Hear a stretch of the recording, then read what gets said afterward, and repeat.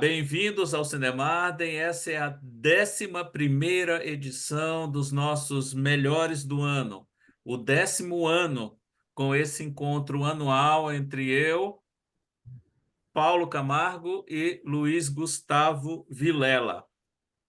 Todos nós já fizemos as nossas listas de melhores do ano e, por incrível que possa parecer, é a primeira vez que temos pouquíssimos filmes coincidentes nas três listas. De todos os filmes que nós elencamos separadamente, apenas 2 constam das 3 listas. E é justamente por esses 2 que a gente vai começar nossa conversa. Agradeço a presença de Paulo Camargo, a presença do Luiz Gustavo Vilela, que há 10 anos gravam comigo todo final de ano esse quadro.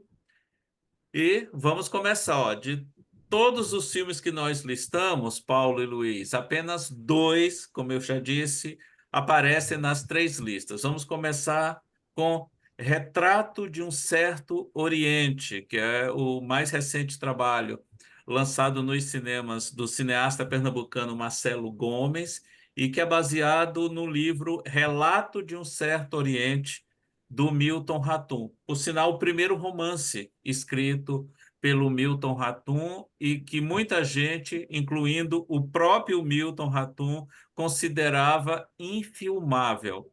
Mas, se existe artista talentoso para filmar o infilmável, é o Marcelo Gomes. E ele fez uma belíssima adaptação desse livro que, de uma certa forma, conta a história dos pais dele, quando migraram para o Brasil, logo depois, na segunda metade da década de 1940. Quem quer começar? Vai lá, Paulo. Ah, eu sou fã do Milton Ratum, assim. Eu o considero o melhor e maior escritor vivo brasileiro. Eu sei que é uma afirmação bastante contundente, mas eu conheço toda a obra dele, já li todos os romances, e o Relato de um Certo Oriente eu li há mais de 20 anos, um pouco mais de 20 anos. É um livro autobiográfico e fala mais sobre a família dele do que propriamente sobre ele. E é um livro extremamente subjetivo, né? Escrito com um fluxo de consciência, com uma profundidade e que abrange um período de tempo muito maior do que o filme. E eu acho que está nisso o grande acerto do Marcelo na adaptação, é de não tentar levar. Não é um livro muito extenso, ele não tem tantas páginas assim, mas ele compreende um período de tempo muito maior do que o filme. Ao fazer um recorte temporal que abrange esse momento em que o casal se conhece, né, no caminho do Oriente Médio, do Líbano para o Brasil, e o início, digamos, do casamento desse casal que seriam os pais do Milton, eu acho que ele conseguiu se aprofundar muito mais nas questões múltiplas que o filme aborda, né? Que passam por religião, passam por gênero, passam por choque intenso cultural, né?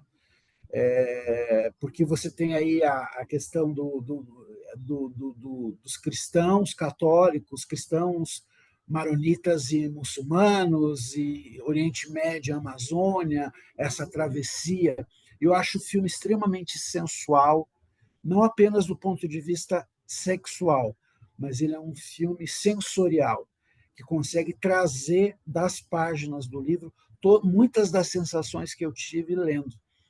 Então é um filme muito especial, assim, muito delicado, muito bem rodado, com uma fotografia. Belíssimamente fotografado, né? Apesar de você, no primeiro momento, não imaginar a beleza da floresta amazônica em preto e branco no filme, normalmente por conta da exuberância de cores que a floresta tem, mas eu nunca vi a floresta tão linda como ela é mostrada no filme, né? E a questão Exato. sexual também tem momentos assim inspirados do Marcelo em destacar essa questão sexual, Da inclusive tensão como algo serena. curativo, né? Há um momento em especial em que um ato sexual se revela uma grande cura. Tem momentos Isso. assim belíssimos. Luiz, o que é que É, você complementaria em relação ao retrato de um Ó, certo Oriente? nada de volto assim a acrescentar, porque eu acho que o Paulo deu conta de boa parte dos méritos do filme. Mas sobre a fotografia, para além dela ser bonita, o que ela evidentemente é, tem uma questão que eu, pelo menos, tinha muito tempo que eu não sentia isso no cinema. Isso vale para o cinema mundial, que é o uso narrativo do foco, né? Esse é um filme que está muito preocupado com profundidade de campo, mas de um jeito meio Hollywood clássica, assim, né? Porque pensando, claro, aquela coisa da contribuição do Greg Toland ali no Cidadão Kane, né? Da atuação em profundidade e tal, né? Que aí está tudo em foco, mas esse filme não, esse filme se aproveitando de uma característica do digital, que o foco ele é muito preciso, né? Mas a gente não via as pessoas, não vê diretores de fotografia se preocupando em usar isso narrativamente, né? Então, o O que próprio escolher enquadramento, revelar, o próprio aham, enquadramento escolhido, que é o tradicional 4x3, que a tela fica 4x3, aham, meio que quadrada, né? Favorece isso também. exatamente. uhum, Mas ponto é esse, né? O que escolher mostrar para o Uhum. espectador e quando, né? Mesmo uhum. num quadro ali, sem recorrer ao corte, que é muito fácil, né? Porque você fica fazendo imagem de cobertura, porque hoje está mais Claro. barato e tal. Né? Então, é uma preocupação com o quadro, uma preocupação com a decupagem, assim, E, que, claro, com, eleva o filme muito, né, para outro patamar mesmo. e sem subestimar o que o olhar do espectador é capaz de enxergar, né? Exatamente. Porque o problema quando de você ter um filme decupado demais é que você meio que dá tudo pronto, né? Para É, o espectador. E nesse caso, quando você se utiliza da profundidade de campo, você está permitindo que a imagem respire e o espectador mergulhe naquela imagem e entenda as relações entre os planos dentro do plano, né? exatamente. E faz sentido com essa mudança que já vem do título, né? Se o livro é um relato, ou seja, ele está no Uhum. campo da literatura, do escrito, né? Uhum. Do códice, o filme é um retrato, né? Então ele vai se preocupar Com em a pensar por imagem. imagem. E não adianta Exatamente. pensar por imagem se você não faz essa preocupação. E, de novo, né, o Marcelo Gomes ele não é exatamente um esteta, né, ele não coloca isso na frente do filme, mas ele é um cara historicamente muito preocupado em como a fotografia gera relações de sentido, né, pensando desde aquele branco dos cinemas Perinas e Urubus, né, do começo da carreira dele, mas passando por tudo, né, todo É. o cinema dele. Então, além de Retrato de um Certo Oriente, o outro filme que aparece nas nossas três listas é um filme que chegou aos cinemas brasileiros no início do ano, por conta das premiações dos sindicatos, e especialmente a cerimônia do Oscar. Ele foi até vencedor de dois importantes prêmios da Academia, o Oscar de melhor filme internacional e o Oscar de melhor som. Estou falando de Zona de Interesse, do Jonathan Glazer, um filme que causou polêmica quando da sua estreia e mais polêmica ainda quando do pronunciamento do Jonathan Glazer após receber o Oscar de melhor filme internacional. Zona de Interesse é um filme que da mesma forma que Retrato de um Certo Oriente, eu até consigo ver alguns paralelos entre eles. Há muito em cena que é mostrado sem necessariamente precisar mostrar. Tem muita coisa que você vê nesses dois filmes que estão lá, mas fora do campo, né? Você meio que embarca nessa viagem e há muito o uso do poder da sugestão, tanto no retrato como neste Zona de Interesse. Eu acho que esse é um filme que ele foi muito mal lido pela inteligência da crítica de cinema, em princípio. Não sei como é que está já a reavaliação, né? Quase um ano depois da estreia, mais de um ano depois da estreia internacional e chegando a um ano no Brasil. Por quê? Porque eu acho que ele foi lido muito a partir daquela polêmica de como o Godard e alguns intelectuais franceses liam o Shoah do Claude Lanzmann, né, que é diante do indizível, diante do irretratável, que é o Holocausto, eu escolho não mostrar, eu mostro tudo menos o Holocausto. Que aí cineastas como Godard, né, que são, né, muito reverenciados pela crítica internacional, acham essa uma posição intolerável, uma posição covarde, né? Esse é um debate que já tem uns 40 anos. Por quê? Por que eu estou dizendo isso? Porque o Jonathan Glazer ele escolhe acompanhar a vida de uma família intimamente ligada ao Partido Nazista, né? O patriarca da família é um alto funcionário e que é uma Oficial, casa que divide oficial, verdade, que divide muro com né, o principal Auschwitz. Auschwitz, né, o principal campo de concentração nazista. Mas aí eu acho que reside a má leitura, quer dizer, não é um filme que não quer mostrar o indizível, o mal o supremo. Eu acho que é um filme preocupado em olhar para a família nazista, né? O que significa ser uma família nazista. E no tipo de abstração da dor alheia que nós, né, nós, classe média, somos capazes de demonstrar diante do, do horror completo, assim, E, né? Luiz, É, e a forma como ele posiciona e enquadra a câmera dentro daquela casa, né? É uma câmera sempre. A câmera está em diferentes locais daquela casa, mas ela é sempre parada, não é uma câmera que se movimenta pela casa, uhum. ela não te conduz por ali. É como se fosse uma câmera de vigilância instalada em diferentes cômodos daquela casa, na área externa também. E ela está sempre parada mostrando aquela rotina daquela família. E aí você vê, sei lá, tem muito da questão da banalização do mal, porque você, como espectador, sabe que o mal está ali do lado, está acontecendo. Alguns ruídos, alguns. alimentando a vida da família, né? Eu acho que essa que é a Exatamente. questão Ela se principal, sustenta né? daquilo. E Exato. você ouve o mal, Você né? ouve o mal. Você ouve o mal. E o filme parte do princípio de que você, pela bagagem de conhecimentos históricos que a gente acumula, a gente consegue construir o que está acontecendo ali fora. A gente sabe Exatamente. que existe um campo de concentração. E eu acho brilhante o título, né?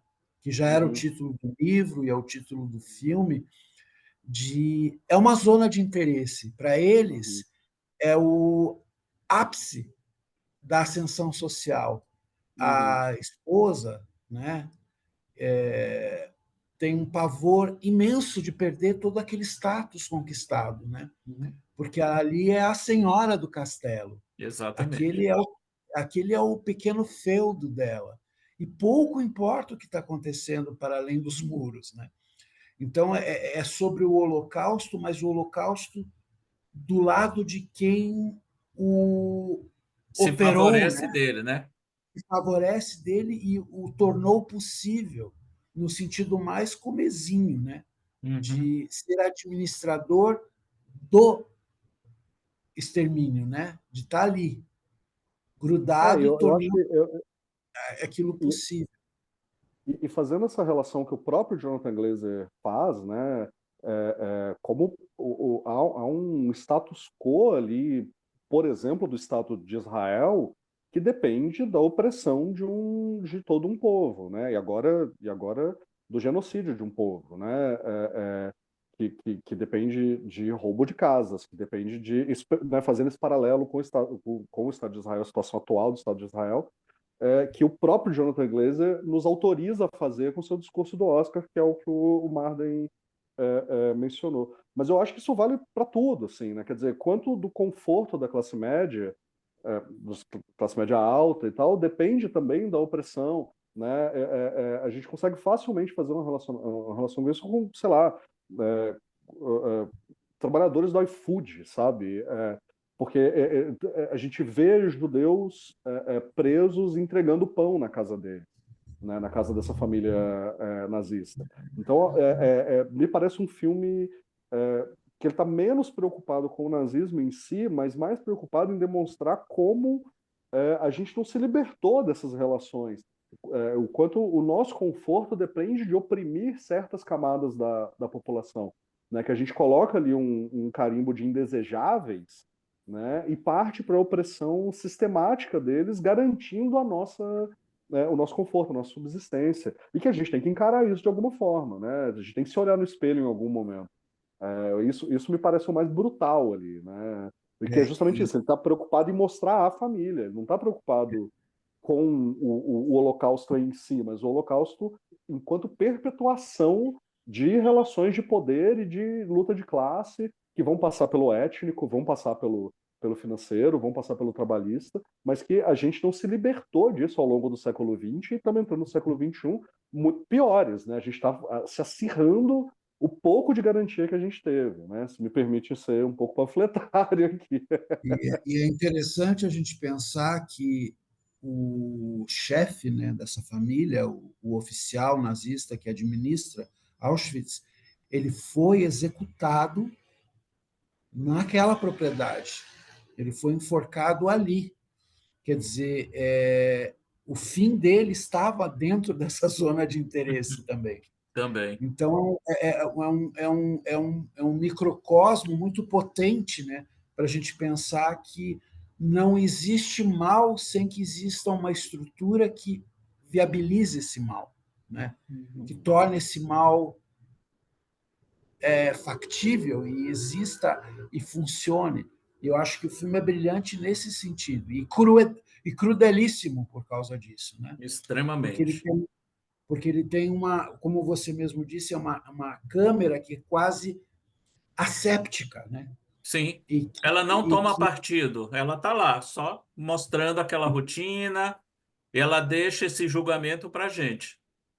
e ela retrata essa realidade com uma aparente frieza. Daí é claro que na montagem, no roteiro, nas imagens externas, né, daquelas pessoas que ajudam, né, os prisioneiros do campo de concentração, existe um discurso, sim, mas é um filme interessantíssimo, interessantíssimo. E eu acho que essas histórias precisam ser contadas. Elas nunca é demais Exato. contá-las. E falando em histórias que precisam ser contadas, vamos partir agora para os filmes que aparecem em duas das nossas listas, né? Começando com Ainda Estou Aqui, do Walter Salles, filme brasileiro que agora, esta semana, fez parte da pré-lista do Oscar para a categoria de melhor filme internacional. A lista definitiva sairá em meados de janeiro, mas eu acredito que ele estará nessa lista final. E é também uma história real e uma história que, como a de Zona de Interesse, precisava ser contada também. Esse filme consta da minha lista e da lista do Paulo. Então, Paulo, ainda estou aqui. Eu, há alguns meses, li o livro do Marcelo Rubens Paiva, já sabendo que ele estava sendo adaptado. Fui super impactado pelo livro, porque ele consegue fazer algo interessantíssimo, que é narrar aquela história que é, ao mesmo tempo, a história de uma família e a história de um país, né? E ao contar a história do impacto do desaparecimento do Rubens Paiva naquela família, Ele consegue contextualizar isso tão bem que eu senti como se estivesse contando a história da minha família, sendo que eu não tive nenhuma história semelhante a essa. E, ao ler o livro, eu não sabia que caminho seria tomado pelo roteiro. E, ao ver o Eu tive filme, eu essa percebi. mesma sensação, Paulo. Eu li o livro e fiquei imaginando, peraí, como é que vai sair um filme daí? Tem muita coisa no livro que eu não conseguia imaginar.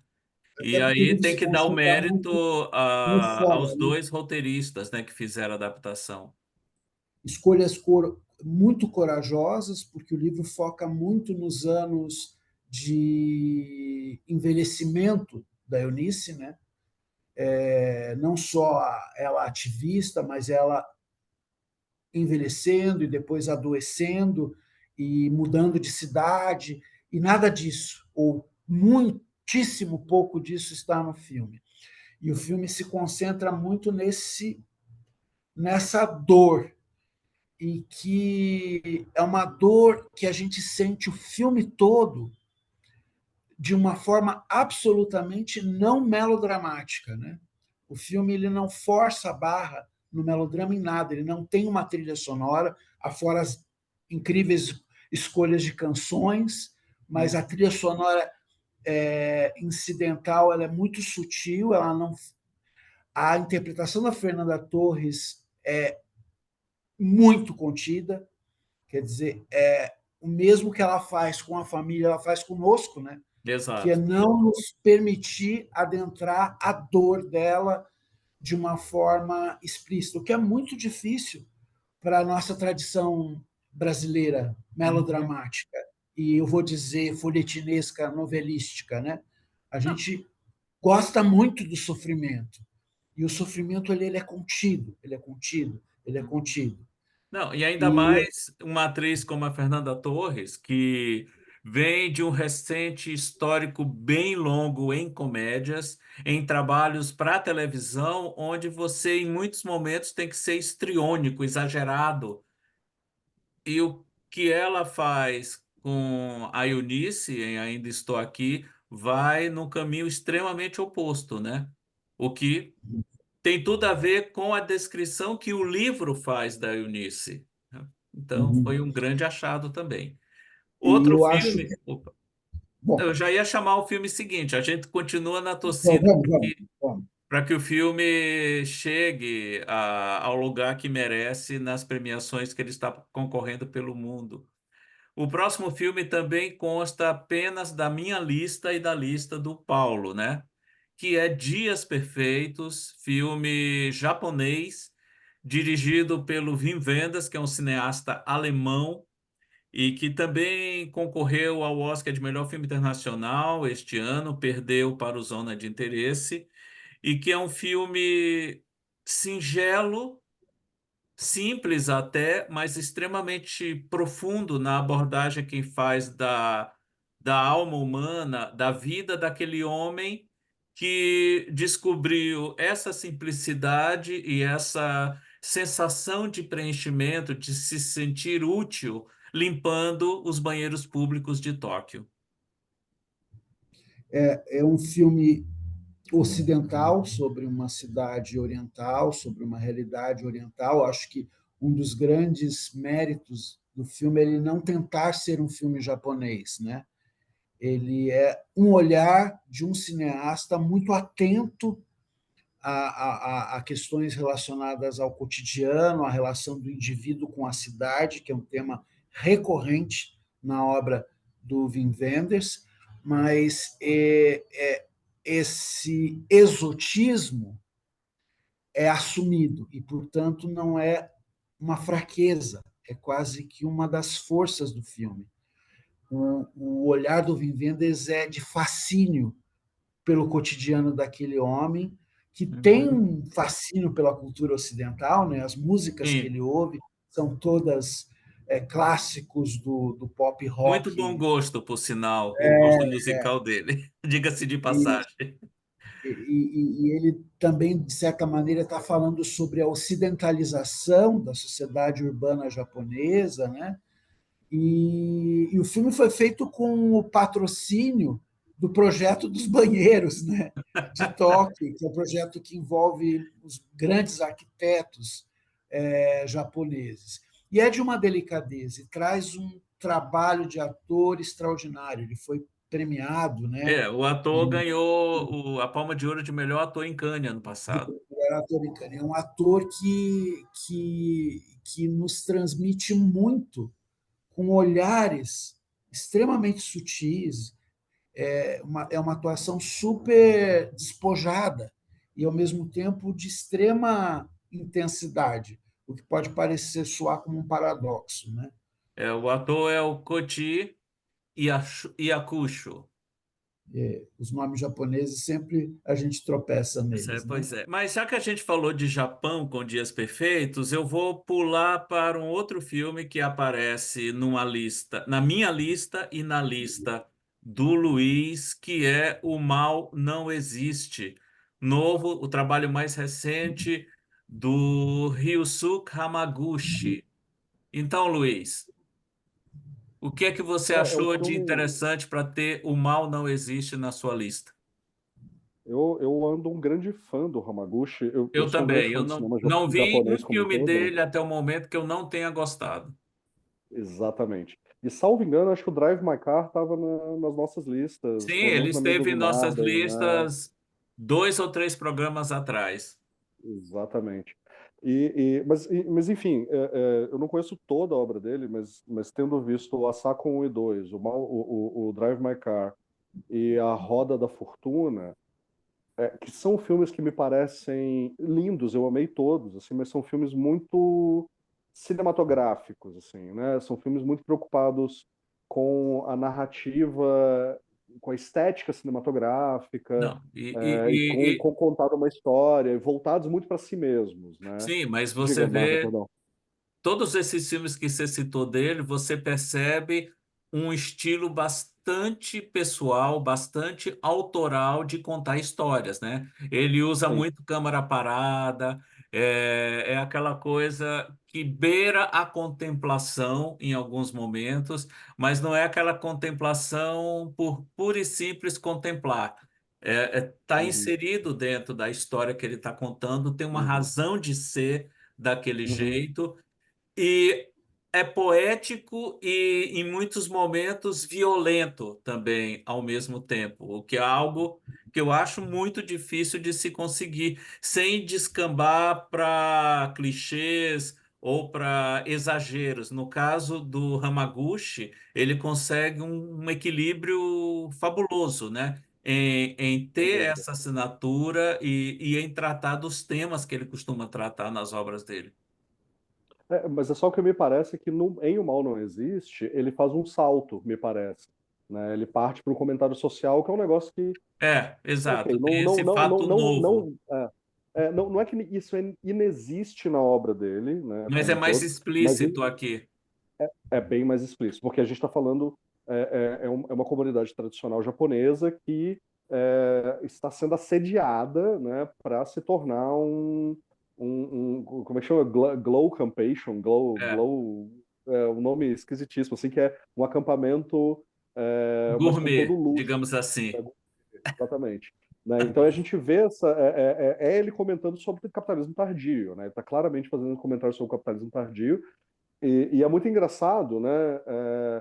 E a resposta dele para isso é, olha, a violência corporativa vai ser respondida com violência em igual medida, e não tem conversa, né? Assim, vai ser isso aí.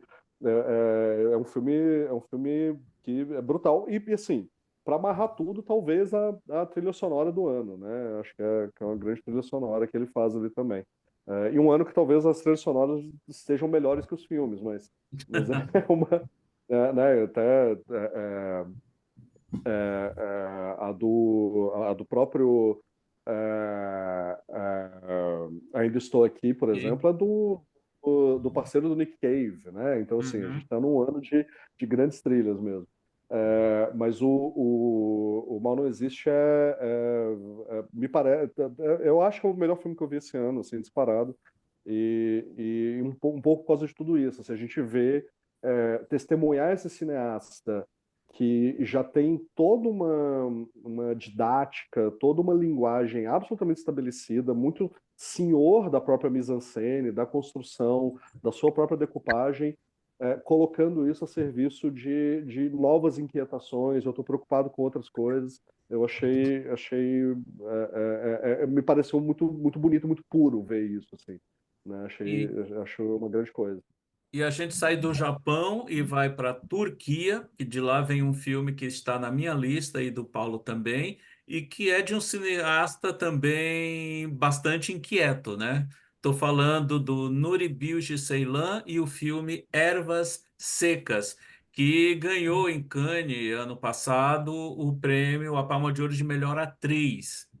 O Nuri tem uma filmografia também bastante pessoal, ele costuma lidar com temas introspectivos, ele faz sempre uma excepcional construção de personagens, ele não tem pressa nenhuma em contar suas histórias, mas os filmes dele, apesar de longos, não são nada enfadonhos. Nesse quesito, ele se assemelha muito ao Hamaguchi, ele tem uma assinatura, uma marca pessoal muito forte. E Ervas Secas é um filme que beira o sublime, não é, Paulo? Eu acho o Ceylon um dos grandes cineastas em atividade hoje no mundo. Ele tem uma marca muito pessoal, né? E ele consegue lançar um olhar extremamente humano e, ao mesmo tempo, crítico em relação à Turquia. E, nesse caso específico, é um filme que fala, sim, sobre questões maiores, mas que disseca as tensões entre esse trio de personagens, né? Que é esse professor, né? Que dá aula num vilarejo fronteiriço lá nas montanhas da Turquia, e uma mulher que sofreu uma perda física, né? E que tem um envolvimento com a questão política bastante forte, e um homem que representa essa coisa mais ingênua, né? De uma visão mais esperançosa da realidade. O confronto entre esses três personagens é muito interessante, e o Ceylan mostra isso, explorando magnificamente bem a fotografia. Eu queria muito ter visto esse, cara, mas na minha última Eu não semana. vi o do Hamaguchi. Eu Mas, adoro o cinema dele, não vi, e daí sou Glória Pires, pois é. não vou opinar. Mas a hora que eu vi, eu tava com umas escolhas, assim, foi por alocação de tempo, né? A hora que eu vi lá, cara, 3 horas e meia, eu falei, isso vai ficar pro ano que vem. É, Esse- eu não perco, porque as experiências que eu tenho assistindo os filmes do Ceylan são sempre muito impactantes para mim, porque são, tanto do ponto de vista estético, que ele é um cineasta que filma muito bem, filma paisagens, pessoas, e as pessoas são paisagens, os rostos são paisagens no cinema dele, e ao mesmo tempo ele tem discussões muito pungentes, sabe, sobre a condição humana, né? E que eu só por vi mais que a Árvore dos Frutos Esquecidos, é isso? isso, Eu acho que é o e Era anterior, uma né? vez na Anatólia, Eu não vi os nada. Três Macacos, ele é um cara, eu acho, um dos grandes, na minha opinião. E como o Marden mesmo disse, é um filme longo, introspectivo, intimista, né? Mas que ele não cansa, porque tudo que ele está dizendo ali é necessário para o texto do filme, sabe? Nada é Por gratuito, acaso. né? Nada é Nada gratuito. pra... Eu vou pegar a deixa do intimismo que você destacou nessa obra da Turquia para um filme brasileiro que teve um lançamento bem discreto esse ano, mas que entrou na minha lista e na sua também, Paulo, que é o Malu, do Pedro Freire. É um trabalho assim de amor do Pedro Freire para a mãe dele, a atriz Malu Rocha. Ele é filho da Malu Rocha, já falecida, com o Erson Capri, que é um ator conhecido nacionalmente, é de Curitiba. E essa bela homenagem que ele faz à mãe dele, e nessa história onde ele se concentra num triângulo formado por três mulheres da mesma família e de gerações diferentes, a Malu, que está no meio, convivendo e morando com a mãe dela, e por um tempo com a filha, que volta do exterior e fica um tempo na casa dela. É uma história também extremamente intimista, ousada na abordagem que faz da vida dessa mulher, uma mulher que era uma atriz de grande sucesso e que se vê agora morando na periferia de uma grande cidade, no caso Rio de Janeiro, com o sonho de transformar aquela casa onde ela mora num centro cultural. E no meio disso tudo, desse turbilhão, tem essas relações conturbadas dela com a própria mãe e com a filha. Malu. O filme ele tem um controle narrativo impressionante, porque ele não se expande, né? Ele basicamente acontece quase que inteiramente naquela casa, né? Sim, é como se fosse o grande Acontece palco teatral daquela história. daquela personagem que é uma personagem de ilusões perdidas, né? Ela era uma atriz desse teatro de militante, de confronto, de invenção, e que, por alguma razão que não é exatamente discutida pelo filme, ela caiu no ostracismo, né? Exato.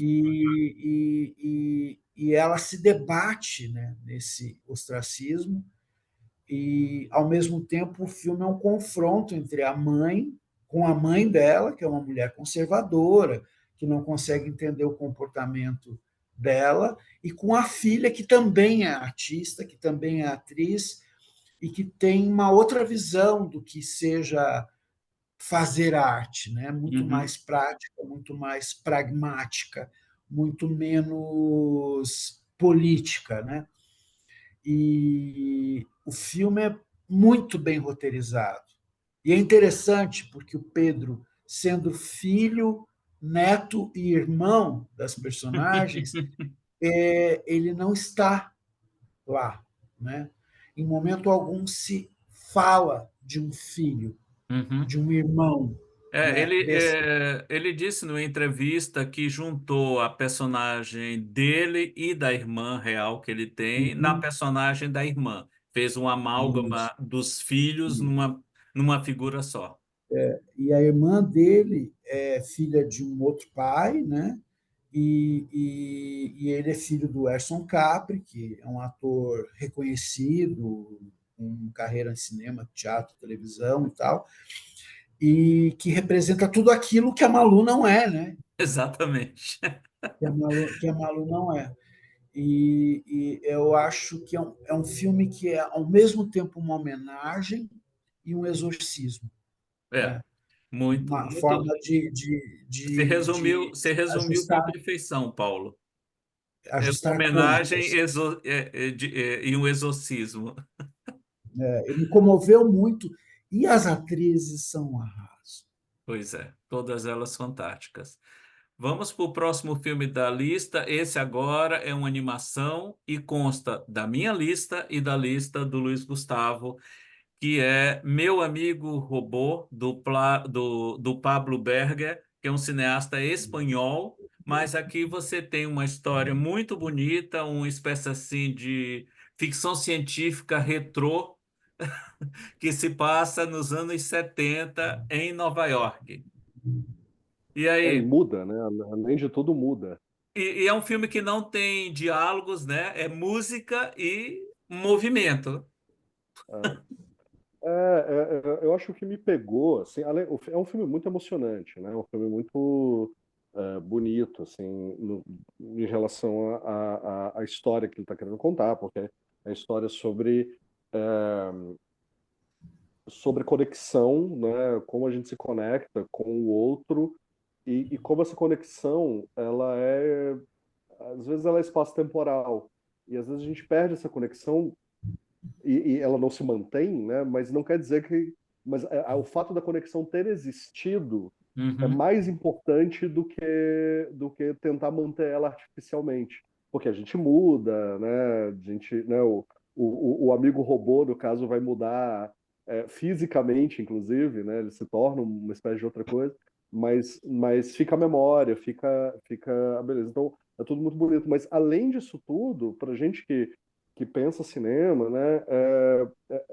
É um filme que é uma coisa que tem se tornado cada vez mais rara no cinemão, tanto que se for pegar os últimos 10 anos das nossas conversas, a gente vai ver os títulos que a gente escolhe cada vez se afastando mais do cinemão hollywoodiano, acho que muito por causa disso, porque o cinemão hollywoodiano ele parou de confiar nas imagens para contar, né, as Não, histórias. E esse é um é filme. pior, Luiz. Ele parou de confiar na inteligência e sensibilidade do espectador.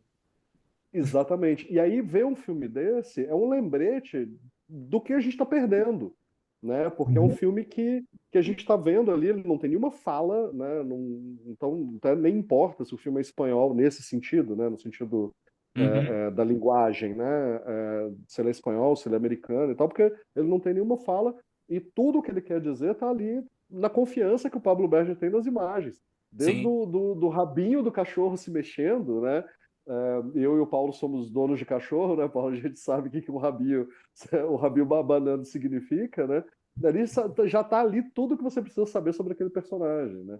É, Não. E é então, uma para além de história, toda a beleza, de fato, da história, né, tem essa coisa de ver um cinema que acredita em si sim. como capacidade de contar a história, né?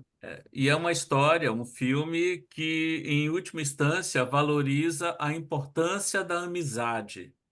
E Uhum. amizade tem tudo a ver com o próximo filme da lista nossa de melhores do ano, que consta da minha lista e da lista do Paulo, que é o filme indiano Tudo que Imaginamos como Luz, que também entrou na pré-lista do Oscar, na categoria de melhor filme internacional. E é também um filme delicado, um filme extremamente sensível que aborda uma série de questões sem ser panfletário, sem levantar bandeira de maneira escancarada, mas está tudo ali na relação daquelas duas amigas que dividem moradia e que passam por questões bem difíceis em suas vidas privadas. Além de ter um título dos mais poéticos e belos do ano, né? É, Tudo que imaginamos como luz, que tem tudo a ver com cinema, né? Sem luz não há cinema. desculpa, Mari, te corrigir, mas o filme não está pré-selecionado para o Oscar, Ah, porque ele não. não é representante da Ah, não, Índia desculpa, no ele apareceu no Globo de Ouro, se não me engano, Globo não no de Oscar. Ouro. Exato. E no É Globo de isso Ouro, aí, inclusive, ele está indicado na categoria de de direção. direção. É, Não, eu fiz ele, essa confusão, mas é tanta lista, né? e certamente, Mari, se ele fosse o representante da Índia, ele estaria entre os fortes candidatos ao Oscar, porque ele é o Seguramente filme teria estrangeiro sido mais premiado. pré-selecionado. É um filme belíssimo. Para mim, disputa ali o posto de um dos melhores filmes do ano, porque ele nos mostra a realidade dessas duas, na verdade são três mulheres, né, É, tem uma em, terceira que em, aparece depois. em Mumbai e, e três mulheres da classe trabalhadora. Elas têm em comum o fato de se trabalharem em um hospital e cada uma delas vive uma situação específica que não cabe aqui a gente entrar, Né? mas que de alguma maneira simbolizam questões do país, Uhum, da realidade contemporânea da Índia. Mas o filme fala sobre mulheres, sobre a uhum. condição feminina, sobre o aprisionamento das mulheres, as limitações que lhes são impostas, mas de uma forma extremamente cinematográfica, extremamente poética. É um filme indiano que foge daquela fórmula que a gente está acostumado a ver de filmes indianos. Não é musical, Não é musical, não é esfuziante, né? uhum, não é E concentrado no macho, não, o foco são essas mulheres e as embora rotinas haja delas, personagem masculino na história, eles mas são não são ou coadjuvantes protagonistas, né? ou ausentes completamente. Exatamente. Mas ele é E é um daquele. filme. Perguntando porque eu não vi, né? Mas ele é daquele esquema de produção mais do Satyajit Ray, ali, daquele. Porque tem Bollywood e tem o outro, a outra indústria que não é menos industrial, né? Que eu não sei se é Nova Delhi, alguma É um coisa assim. Eu filme nunca bem, lembro. é um filme de Mumbai, né? Aham. Hum, E que Que é a teve sede de Bollywood financiamento de vários países em vários europeus, né? países. Então, isso E deve ter é um pesado também um pouco nessa linguagem adotada pela diretora. e super autoral. E você se sente dentro do filme. E é incrível, E porque passados alguns dias, as imagens do filme voltavam na minha continua. cabeça, continuavam. Mais até do que o próprio enredo, mas as imagens do filme. Uhum. Um filme Que são muito. imagens de cidade, que poderiam ser uma cidade do Brasil. Essa história poderia tranquilamente Sim, ser ser também. transportada para qualquer grande cidade brasileira. É um filme delicado e muito forte, né?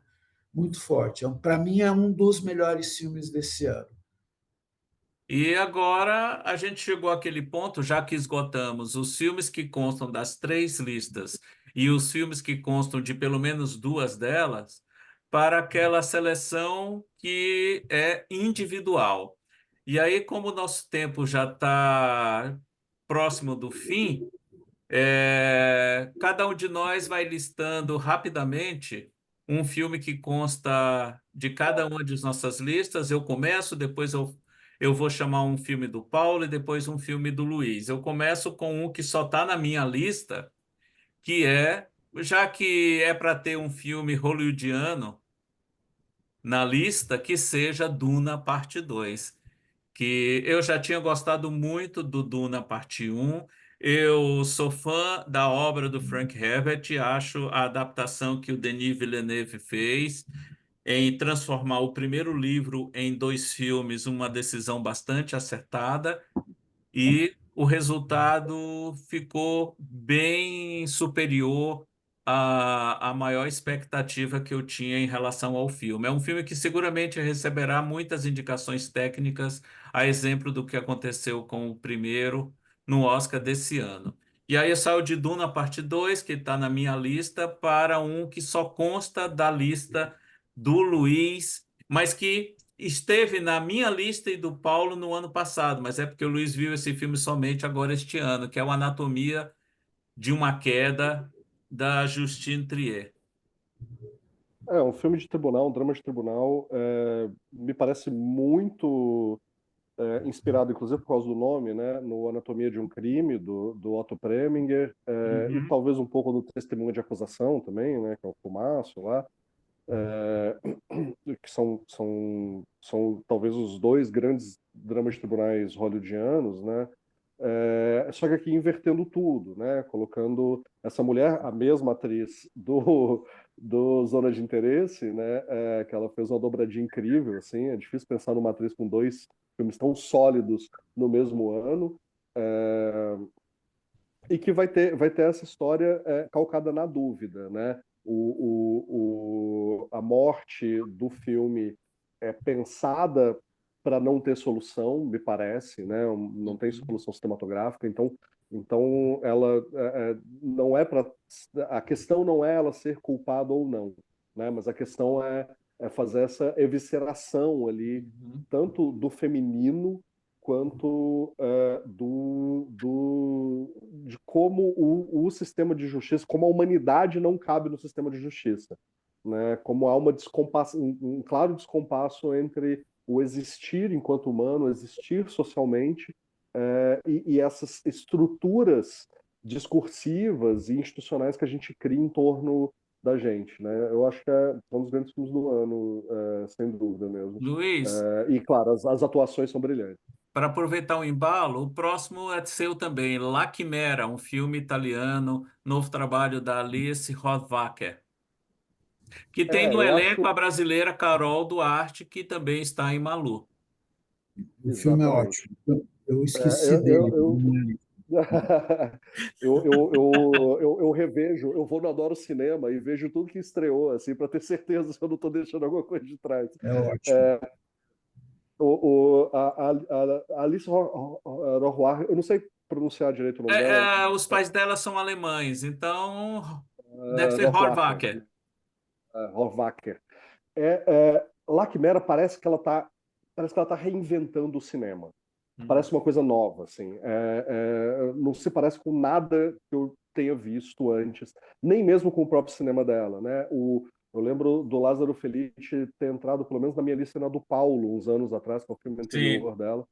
E é brilhante, né? Um filme, tanto o Lázaro Felice quanto esse agora. Mas o Lázaro Felice ainda tinha ali uns ecos de Antonioni. Você via ela inserida num certo cinema italiano. O La Chimera não, é outra coisa, né? E eu acho que tem uma relação próxima, discursiva, com um outro filme que está aqui, que eu vou mencionar daqui a pouco. Eu já falo sobre isso quando for a minha vez na rodada.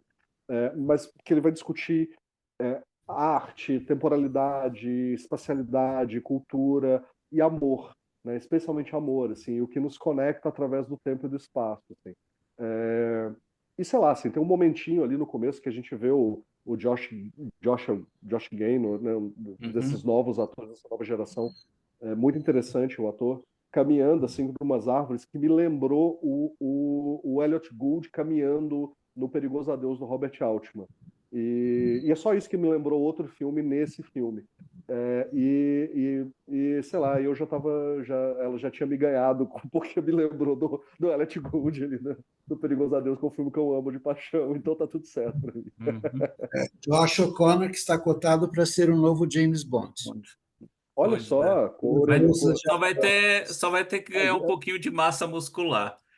Vamos Não, mas continuar ele já ainda tem, com. ele já tem as orelhas do George Lazenby, né? Então já tem ali. Aham. E, Luiz, tem mais um da tua lista que, a exemplo do que o Paulo acabou de falar, que esqueceu do La Chimera, é um filme que eu ainda não vi, mas que eu já gostei, que é o Dahomey, ou Dahomey, filme da Da Mati Roma. Diop, filme que vem do Senegal. eu também não assisti, quero muito ver. Grande, grande filme. É um filme curtíssimo. Ele entrou no catálogo da MUBI semana Semana passada, retrasada, assim. muito pouco tempo. E aí, quando eu assisti, eu fui arrebatado, assim. Eu falei, não, eu vou ter que tirar umas coisas aqui para encaixar ele. Porque é um filme, justamente é um filme que me parece estar muito próximo do La Chimera, porque ele vai ter essa relação com o artefato. Claro, no La Chimera você tem ladrões de tumba, né? Ali, e são italianos roubando tumbas italianas para vender artefatos históricos para os ricaços ali. Então ele está pensando ali um pouco sobre capitalismo e tal. O da Roma também tem isso, mas ele vai aprofundar o colonialismo, porque são 27 obras que estão há mais de 100 anos na França, e a França devolve para o antigo Dahomey, que é hoje a República do Benin, na África. E é um documentário, mas não é só um documentário, ou pelo menos ele está afiliado a nova tradição, uma certa nova tradição do documentário de pensar poeticamente também tudo aquilo ali. Então a gente vai ter trechos em que as obras refletem sobre o seu estado, né? Quer dizer, eles estão voltando para o Benin, mas é isso, o Benin já não é da Roma, né? E estão voltando para um outro museu. O museu não é uma instituição africana, né? Então o que significa isso? Essas obras, como que a gente está tratando elas? Me fez lembrar muito dos mantos tupinambás aqui no Brasil também, que é uma discussão que é muito urgente da gente ter, né, em relação a isso, porque adianta os mantos tupinambás virem para o Museu Nacional, né, e não talvez para uma tribo indígena. É uma discussão difícil de fazer, na verdade, mas ela precisa ser feita, né? E ela encerra magistralmente com uma grande discussão de estudantes no museu discutindo. E é ali que a gente descobre que essas 27 obras estão sendo celebradas o seu retorno, e é justo que elas sejam celebradas, elas são parte de um acervo de mais de 7.000 obras que a França ainda tem. Né? Então, a monta do número é muito absurda, assim, né? E ela faz isso muito bem, com uma câmera que busca também esse olhar isento e tal. É um filme brilhante. E talvez o mais curto dos filmes aqui, que ele só tem 68 minutos, Pois né? Que é. fica E de dica aí. Luiz, já que você Hum. falou em Brilhante, o próximo filme da sua lista, que só consta da sua lista, é Eu Vi o Brilho da TV. Esse é um filme muito interessante, assim. Eu já estava de olho nessa diretora Jane Schoenberg, que ela é uma diretora trans, né, americana, e eu estava muito interessado no filme anterior dela, que é We're All Going to the World Fair, que é um filme que não veio, acho que comercialmente para o Brasil ainda, nenhuma plataforma de streaming. Mas esse, ela ganhou tanto notoriedade da crítica, e ela tem um grande campeão que está colocando, está falando muito sobre esse filme, que é o Richard Brody, né, que é o crítico da New Yorker, que ela acabou se tornando inescapável. Não é um filme necessariamente sobre a experiência trans, mas é um filme que vai tematizar a experiência de não se sentir confortável no seu próprio corpo, e de se sentir descolado da sua própria realidade, que é algo que muitas pessoas trans relatam sobre si, assim. Então é um filme que vai tatear a experiência trans sem usar a experiência trans como questão primária. Ao contrário, ele vai usar a cultura pop, porque são dois adolescentes que são obcecados por uma série. A série é o Pink Opaque, né, o opaco rosa, e que é claramente uma brincadeira com o Buffy a Caça-Vampiros, né? Na série dentro do filme a gente vê que é muito parecido com Buffy a Caça-Vampiros, e é tudo muito brilhante, assim, esteticamente é maravilhoso, é tudo muito legal que ela vai usar. Ela vai repensar um pouco essa estética do neon, mas levando isso para um certo subúrbio americano. É um filme com um frescor muito grande, assim. E com atores que estão brilhantes também, né? Especialmente o rapaz, que já vem fazendo coisas interessantes. Esse rapaz está no Dungeons and Dragons agora, que é um filme super divertido. Mas aqui ele traz um personagem com uma potência, uma força que é bem impressionante, assim, né? E a gente vê de novo, né? Fora de Hollywood, né? Tá ali indo para os outros caminhos. É americano, mas, né, não é um Uhum. grande estúdio, né? Outro esquema de produção. Mas, da mesma forma que eu escolhi Duna 2, você botou um filmão, um filme assim bem hollywoodiano, na grandeza dele, que é o Furiosa, do George Miller, uma história que faz parte da saga do Mad Max. E aí? Isso. Eu amei. Assim, eu fui ver duas vezes no IMAX. Achei, a segunda vez eu achei ainda melhor, que essa expansão do universo. Eu acho que ele não só é um grande filme por si só, mas ele ainda consegue melhorar um filme que já é incrível, que é o Estado da Fúria, porque ele eleva o Estado da Fúria. Coisas que se você quiser ser chato, você consegue. Não, esse aqui talvez seja um buraquinho de roteiro e tal, e ali faz todo sentido. E apresenta essa história épica, né, de uma personagem quase do berço dela, ao momento que a gente encontra ela no começo de Mad Max Estrada da Fúria, que é uma mudança, né, porque normalmente todo filme do Mad Max ele vai se passar ali numa janela de ou poucos dias, ou no máximo poucos meses, né? Acho que o primeiro Mad Uhum. Max não chega a completar um ano de história, e é maravilhoso, assim, porque é um cineasta que não está interessado em se repetir, né? As cenas de ação, agora ele vai usar o CGI, mas ele vai usar o CGI, né, a computação gráfica, de um jeito muito esperto, muito brilhante, e um trabalho incrível do Chris Hemsworth como um vilão que é meio Trump, meio sei lá, né? Meio, e ao Exagerado, mesmo né? tempo Over demais. mas ao mesmo tempo é o Mad Max, se o Mad Max tivesse ficado doido do jeito errado, né? Exato. Então eu acho, eu amo eu amei muito esse filme, e Uhum. eu acho, ao contrário do Hamaguchi, apresenta uma possibilidade do que é possível na vingança. é violento, é possível, é violento porque as relações são violentas, mas eu achei a resolução minimamente poética, né? Eu acho que Uhum. tem algo interessante nisso ali, nesses conflitos, assim. Eu adorei, eu achei demais. Quero rever, É, inclusive. Boa lembrança. pois é.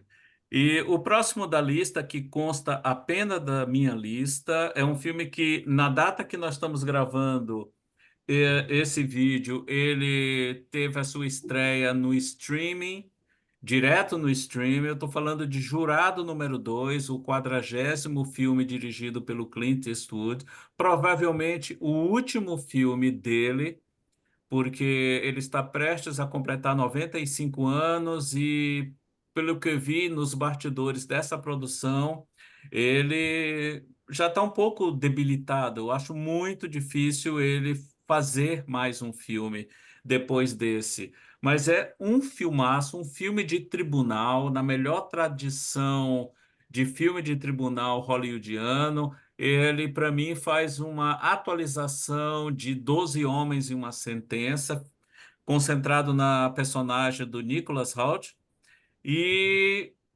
que, inexplicavelmente, a Warner não nos deu o prazer de vê-lo no cinema. Lançou diretamente no streaming, sem nenhuma justificativa aceitável para não tê-lo lançado no cinema. Mas quem dispor do streaming da Warner, que é o Max, confira Jurado número 2, que é um grande filme. E aí vou para mais. Hoje, né? É, hoje, exatamente. Chegou hoje, o dia E da aí eu. gravação, né? Exato. E aí eu vou para mais um filme que consta apenas de uma das listas, no caso da lista do Paulo, que é Motel Destino, do Karim Ainus, Eu acompanho muito de perto, né, a obra, a do Karim. filmografia do Karim, e eu acho esse filme muito instigante em vários sentidos, porque ele vai criar uma trama que se aproxima muito do clássico lá do Destino Bate à Sua Porta, que Tá? foi Não, do tanto é que James Cain. O Karim se refere a esse filme como um noir tropical. Isso. Esse livro do James Cain, que foi adaptado tanto pelo cinema norte-americano mais de uma vez, quanto pelo cinema italiano, pelo Visconti em Obsessão. Obsessão, pelo cinema chinês em Sorgo Vermelho, pelo Zhang Yimou, e ele consegue trazer essa premissa, né, da traição, da infidelidade, da mulher que traz um convidado para dentro da vida dela para tentar se livrar da situação de um casamento não mais feliz, e ele cria um noir neon, porque o neon é indissociável Também, tem um neon também. dos motéis, extremamente tropical, extremamente cearense, com uma autenticidade que vai desde a prosódia dos personagens até a realidade de uma certa complacência moral, de um crime institucionalizado, né? Um tráfico e crime institucionalizado na região. O único objeto estranho ali é o personagem do Fábio Assunção, que é um paulista que não à toa o inimigo, né? O elemento a ser eliminado dentro daquele triângulo luminosamente amoroso. Eu acho que o filme tem uma coisa de um trabalho de desenho de som muito legal, porque ele se passa em grande parte dentro do motel, onde Sim, acontecem de tudo, e você vê pouco desse tudo, né? Mas ouve muito. E exato. esse ouvir o que acontece dentro dos quartos contamina a narrativa. E tem esse erotismo, essa nuvem de erotismo que permeia toda a narrativa. E o Carinha é um cara que tem coragem, né? que expande aí os limites do próprio cinema, do cinema brasileiro, faz questão de fazer cinema no Ceará, que era o lugar de onde ele saiu, onde ele foi criado. Eu acho um belo filme, apesar de ser um filme com problemas. Eu Sim, gosto de filmes que têm problemas eu também. também. E, Paulo, o próximo da lista também só consta da sua lista e dialoga em muitos momentos, não com esse filme em particular, mas com a obra desse diretor. E eu estou falando de O Quarto ao Lado de Pedro Almodóvar, o primeiro filme falado, o primeiro longa-metragem falado em inglês e rodado nos Estados Unidos do espanhol Pedro Almodóvar. Eu acho que não é o melhor filme do Almodóvar, mas eu tinha muito medo desse crossover dele, de filmar com um idioma que ele domina, mas não completamente, com duas estrelas, né?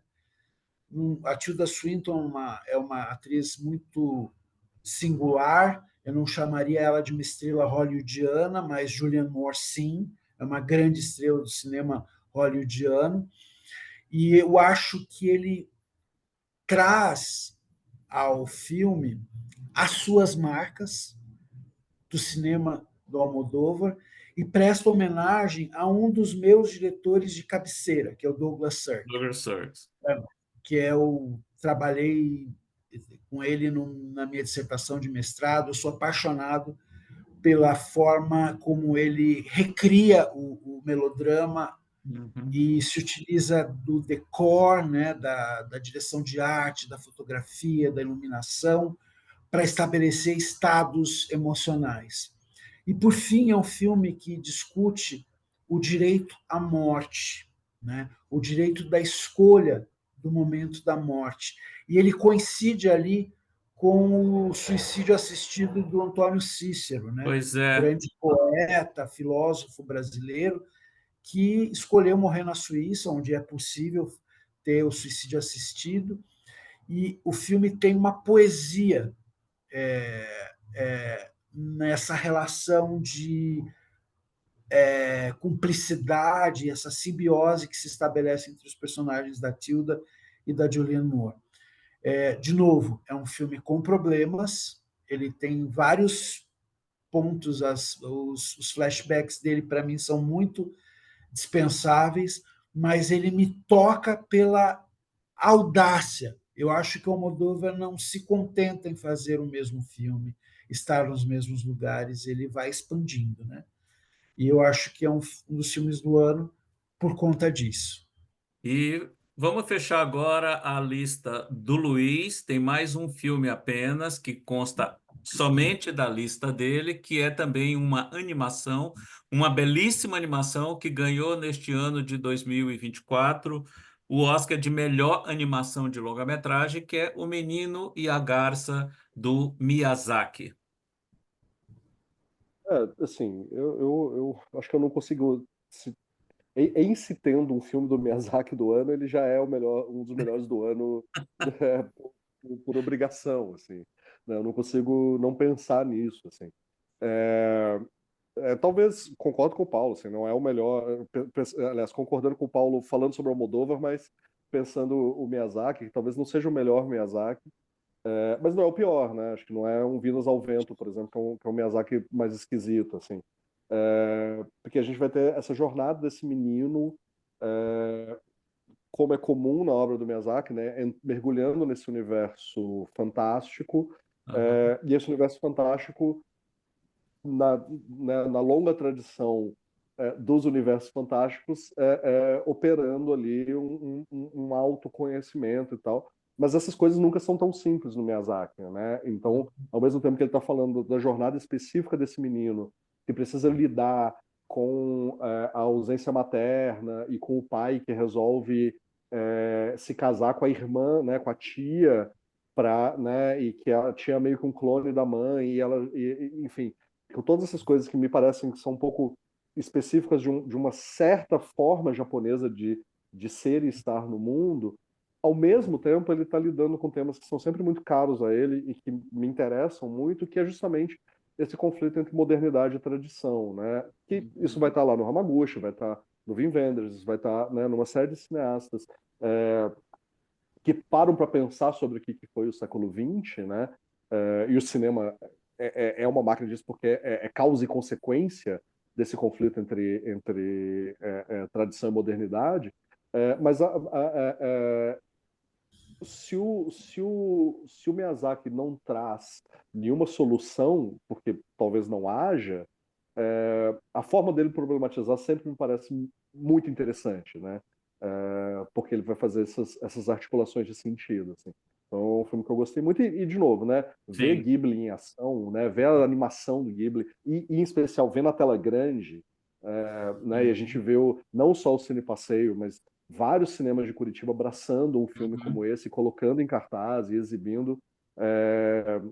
Foi um momento muito interessante, muito bonito, que a gente não precisou mais, sei lá, atravessar a cidade para assistir, né? A única cópia legendada do filme que vai estar passando num horário bem ruim lá, só, sei lá, no Jardim das Américas ou algo do gênero. Então Beleza. foi uma das grandes experiências cinematográficas do ano. Então, agora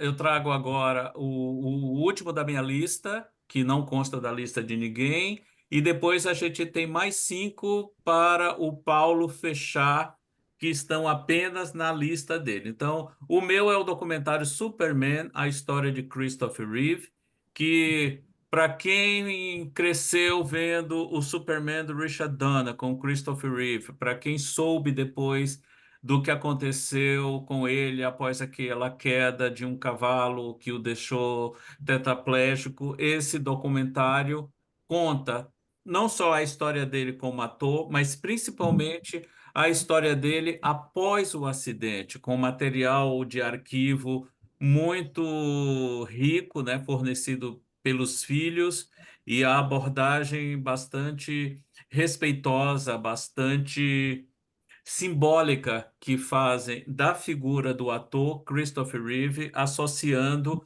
a personagem que marcou a carreira cinematográfica dele, que é justamente a do Homem de Aço. Então, o Superman, a história de Christopher Reeve, também está na minha lista.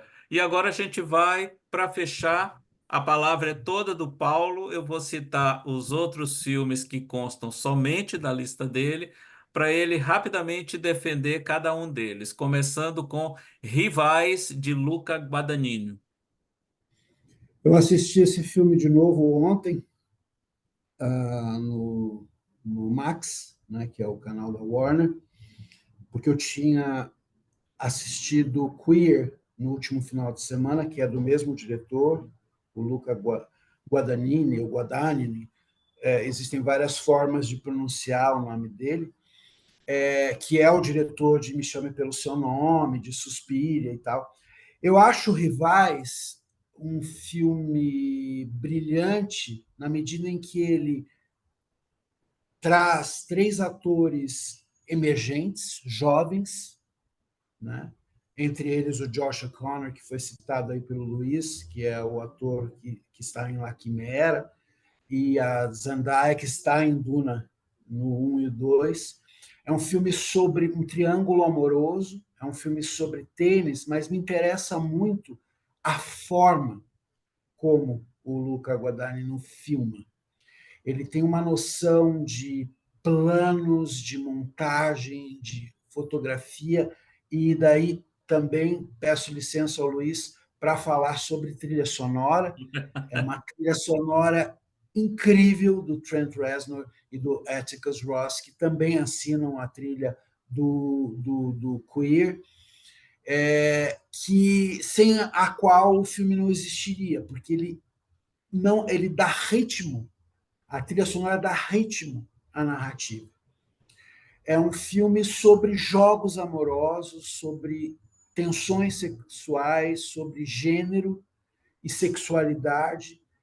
E o tênis é uma espécie de metáfora sobre tudo isso. É um filme jovem, né? Um filme Uhum. destinado ao público jovem, mas que traz um frescor muito grande na maneira de construção. E é um filme absolutamente hollywoodiano. Ele foi realizado dentro do esquema de Produção grande hollywoodiana. estúdio e produção hollywoodiana, e mostra que Hollywood pode sim importar bons diretores, pode sim fazer um cinema mais inteligente, que principalmente não subestime os espectadores, né? E, Esse é o grande problema que a gente vive hoje, entregar tudo pronto e pois subestimar a é. inteligência. E falando em subestimar, o próximo filme da tua lista, Paulo, é uma animação que também não subestima a nossa inteligência, que é Robô Selvagem, do Chris Sanders. Que é um filme baseado numa série de livros super popular entre os norte-americanos progressistas. Acredito que os trumpistas não gostem muito da obra do autor desses livros. É um filme que, em princípio, eu fui ver porque eu tinha lido boas críticas da imprensa norte-americana e me surpreendeu muito, porque ele é extremamente bem realizado, é uma animação belíssima e com um roteiro que consegue ser sentimental sem ser previsível, Sem ser piegas. sem ser piegas, e ele é realmente muito tocante, né? E eu assisti a primeira vez dublado, a segunda vez eu consegui assistir na versão original, em que o robô é a robô dublada pela Lupita Lupita Nyong'o, Nyong'o. Uhum. que faz uma dublagem espetacular. Ela dá E voz a esse robô que não é humanizado. É um robô que, aos poucos, vai descobrindo emoções que nós chamamos de humanas, né? Mas que, na realidade, é por meio da aproximação dele com animais, né? E aí, o próximo da tua lista vem da França, mas é dirigido por um diretor vietnamita, O Sabor da Vida. Que é, eu vou usar minha cola aqui, do An Han Tran, Uhum. que é An um Hun Tran. diretor, que é um diretor do Sabor da Papaya Verde, é um diretor extremamente visual, extremamente Sensorial. sensorial e contemplativo. Eu vou. E ele traz essas características muito fortes do cinema vietnamita, do cinema dele, para uma história sobre gastronomia e amor na França da virada do século XIX, início do século XX, né?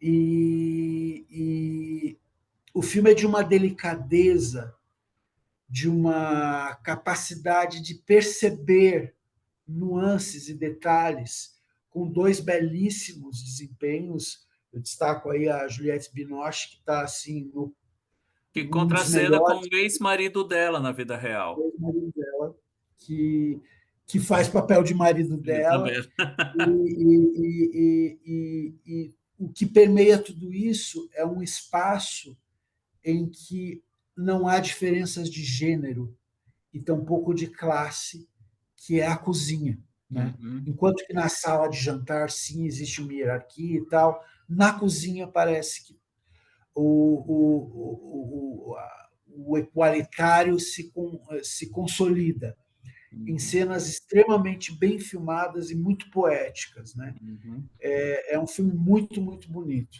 que O foi o indicado pela França para França, representar o Oscar. Eles não indicaram Anatomia de uma uma Queda e devem estar queda. se arrependendo, né? Pois é. O próximo da tua lista, o penúltimo, então, para a gente fechar, é O Sequestro do Papa, filme do quase nonagenário Marco Bellocchio. Ele é ali da turma do Clint, né? Dos diretores super longevos e que não desistem de fazer cinema. E o Bellocchio é um cara que só fez filme bom, na minha opinião.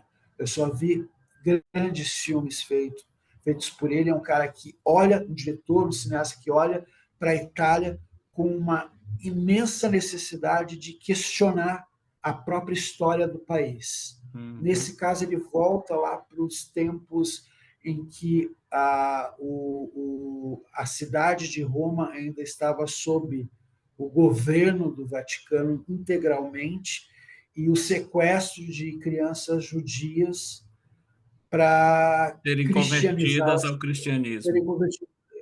convertidas ao cristianismo. É um filme que se passa no passado, mas que tem uma discussão super contemporânea de abuso de poder, de intolerância religiosa, Xenofobia. xenofobia e excelentes atuações. E E é muito legal ver um diretor que se assume político. Ele é um diretor político, na linha de Costa Gavras, de Hélio Petri, e outros tantos, né? E fechando a nossa lista de melhores do ano, e em particular a lista do Paulo, um filme que vem da Inglaterra, Todos Nós Desconhecidos, de Andrew Haigh. O Andrew Haigh é um diretor queer, né? É um diretor que dedica toda a sua filmografia, seja ela para televisão. Ele dirigiu uma série para a HBO chamada Looking, que teve 2 temporadas e um longa-metragem, e ele trabalha com o tema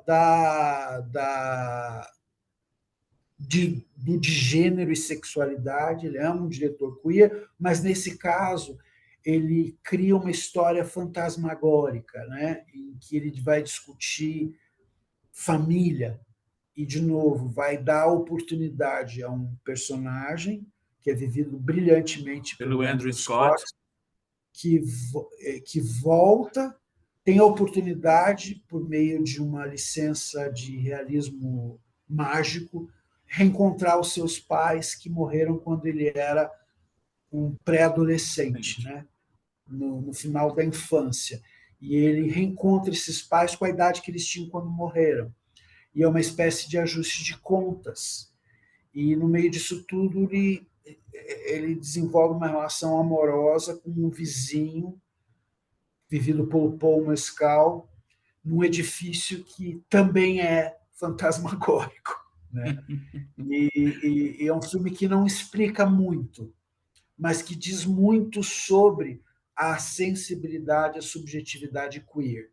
Ele discute muito sobre o que é ser homossexual e como enfrentar as dificuldades de viver um amor e principalmente de ter uma relação franca e afetuosa com a sua própria família. É um filme que me tocou muito e que tem belíssimas atuações, não apenas dos dois, mas também dos atores que viviam os pais dele. É um filme muito bonito e instigante. Né? Então, essas foram as nossas listas. Chegamos ao final de mais esse Melhores do Ano, no caso, os Melhores do Ano de 2024. Mais uma vez, agradeço a Paulo Camargo e a Luiz Gustavo Vilela por essa parceria já de 10 anos e que venha 2025 com mais e melhores filmes. Daqui a um ano a gente volta a conversar de novo. É isso. Obrigado, meus amigos. Obrigado pelo Obrigado. convite de novo, Marden. Até o ano que vem. Até o Certo. próximo Cinemarden.